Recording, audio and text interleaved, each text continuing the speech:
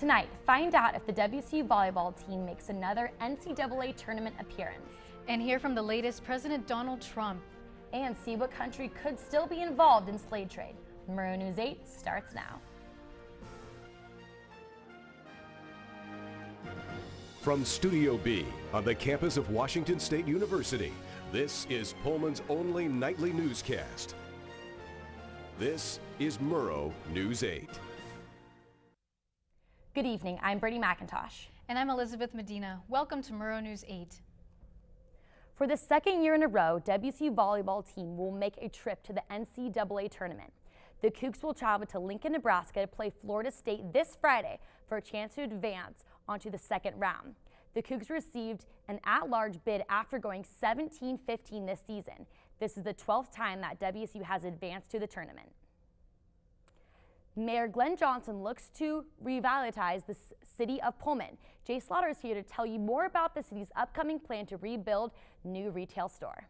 The city of Pullman, Washington currently helps operate on multiple construction projects. In the last 5 years, the city has seen the rise of structures including add-ons to Martin Stadium, upgrades to the airport, new restaurants, new hotels, and a levy of new apartments and road improvements. Now, Mayor Glenn Johnson looks to add new retail business to help Pullman increase tax revenue. To be honest with you, it's probably there since the beginning of time in terms of cities. Retail sales tax is one of the drivers of your revenue and what you get. Here in Pullman, we're a little bit lower in retail sales tax than what you should have in a normal city. 26% of tax dollars that come into Pullman come from business tax. The national average is 33%. The city's population of 30,000 plus needs business tax to help pay for the police department and fire station. The Pullman Council spent $135,000 for a 3-year contract with Retail Recruit Business Retail Strategies to help increase business tax revenue. Obviously, we hear from our, we have citizens that say, give me a target, give me something like that. Well, that's fine. If they could see that would work here, that'd be great. But I've talked to some big department stores, and they take a look, and they said, what's your population? And I give them the numbers, and they say, well, we don't even look at less than 200,000 people. And so you have a number, a Nordstrom's rack I think would be fantastic here. I think it would do well. But I don't know what their population demands are. Well, that's what Retail Strategies works at. Retail Strategies works with over 140 cities around the country. The job is to come in and help cities aggressively recruit businesses. Retail Strategies is gathering data and statistics to help Pullman find a business that matches their needs. There is no timetable right now to expect results. Jay Slaughter, Murrow News 8.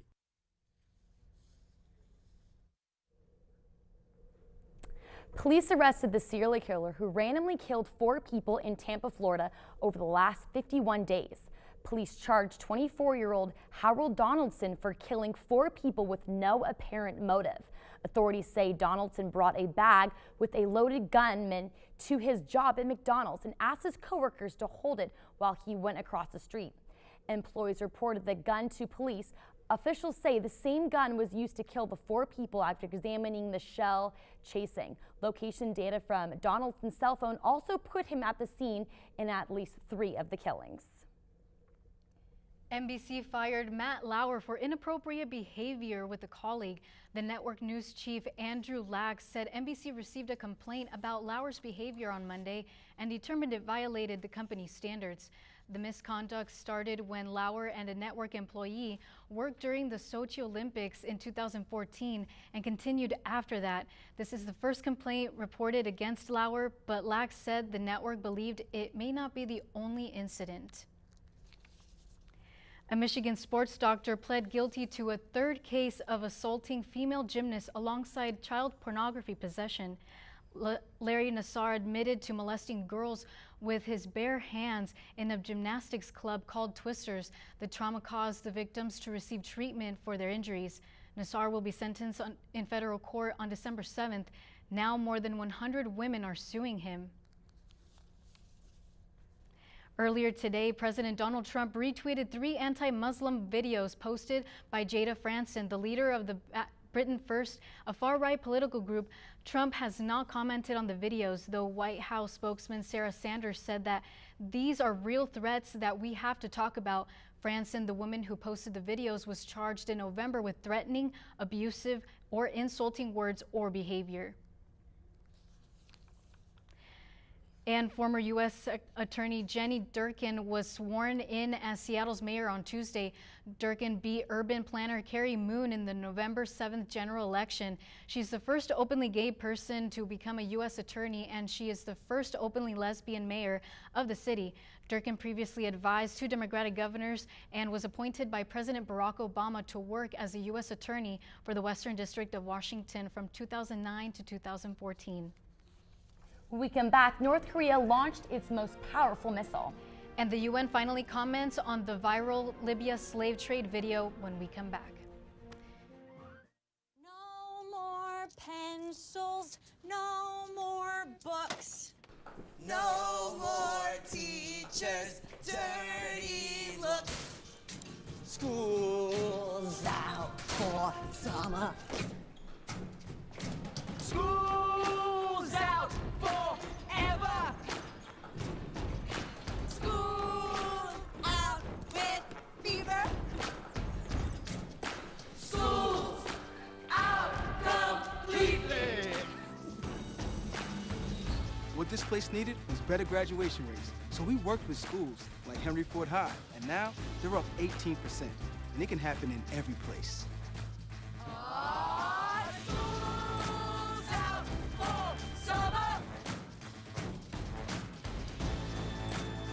To help us do more good this year, go to unitedway.org, because great things happen when we live united. North Korea launched its most powerful intercontinental ballistic missile earlier yesterday. North Korean officials claimed the missile could put Washington, D.C. and the entire U.S. East Coast within range. U.S. Defense Secretary James Mattis said the missile demonstrated North Korea's ability to hit everywhere in the world. The launch added more pressure on the Trump administration to deal with North Korea. Trump urged China, the North's sole major ally, to use its leverage on Pyongyang, but there is still no progress. Senator Lindsey Graham told CNN, if the U.S. has to go to war to stop it, we will. The United Nations Secretary Council is set to meet today to discuss the launch. The UN isn't the only one concerned with North Korea's missile launch. Senator Lindsey Graham again told CNN that if U.S. had to go to war, that they would. Senator Graham's comment came after the Pentagon obviously confirmed the North Korea launched missile that happened yesterday. Graham clarified he doesn't think the war would be the best outcome, but said the U.S. won't let Kim Jong-un have the ability to strike America's mainland. A former Bosnian Croat military commander drank poison in a Netherlands courtroom yesterday after a United Nations judge confirmed his 20-year war crime sentence. Slobodan Project shouted, "I am not a war criminal," drank poison, and told the court he poisoned himself. The judge halted the hearing, and Project was rushed to the hospital where he later died. UN judge upheld sentences ranging from 10 to 25 years against Project and 5 other Bosnian Croat wartime political and military leaders for other connections to Croatia's former president who violently mistreated, deported, and killed Muslims. Video surfaced earlier this month of West African migrants being auctioned off as slaves in Libya. The video was obtained by undercover CNN journalists and stunned many around the world. UN Security General Antonio Guterres said, "Slavery has no place in our world, and these actions are among the most egregious abuse of human rights and may amount of crimes against humanity." A number of West African countries have also withdrawn their ambassadors from Tripoli and taken to Tripoli, the Libyan envoys their own capital. The airport on the Indonesian island Bali reopened today after an erupting volcano forced the closure 2 days ago. The Indonesian president said the danger had not passed and urged anyone within the mountain area zone to get out for the sake of their safety. The airport closed due to thick ash particles hazardous to aircraft, causing the engines to choke. Despite the all clear from authorities, flights may unlikely return back to normal due to the unprediction of a new powerful eruption that could force the airport's closure again. At the end of the break of November, we'll normally see maybe some snow. When we come back, Austin Getz will tell us if winter is coming. So good to see you guys. So, what's up? Oh, we finally bought a place. Holy cow. You seriously have enough saved to do that? We've been putting a little aside each month. Jeez, at the end of the month, we have nothing left to save. Yeah, I have no idea where it goes. Well, you're spending a lot on... Is it good? Oh, God. Oh, how is my account overdrawn? When it comes to financial stability, don't get left behind. Get tools and tips for saving at feedthepig.org.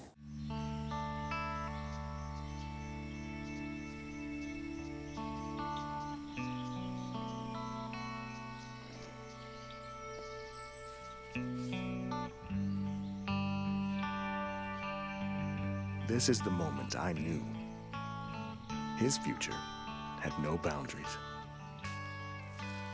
There are some moments only the forest can inspire. Find yours at discovertheforest.org.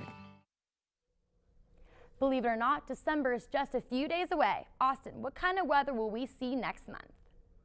Yeah, guys, it's crazy to think that 2017 is almost over. So looking at what it felt like today, got up to around 35 with today's high just above the 40s. 81% humidity, that's left over for some of that rain and snow we had last night. And then not too breezy out there, which is good because it can get pretty windy, and that obviously makes it colder. So getting into tomorrow's weather, waking up going to be 39, pretty warm for around this time in the morning. So maybe your walk not going to be that cold in the afternoon. Maybe see some rain starting and keeping that temperature right around the 40s. And then tomorrow night we're going to see that mix of rain and snow, not unlike what we saw last night. So make sure you close all your windows and whatnot. Looking around the state, over on the west side, Seattle, Olympia, and Vancouver, partly cloudy around the high 40s and 50s.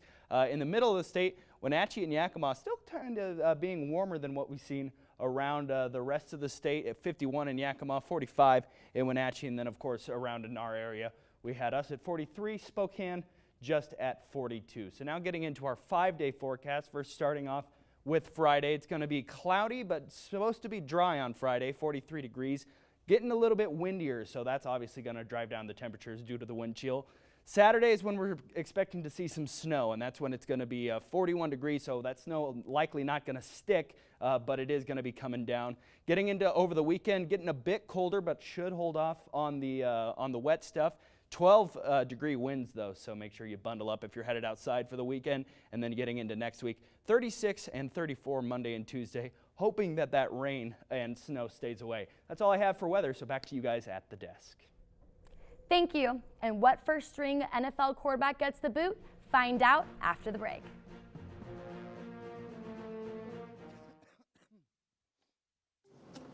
Good one, son. Last summer, my new dad took me on vacation.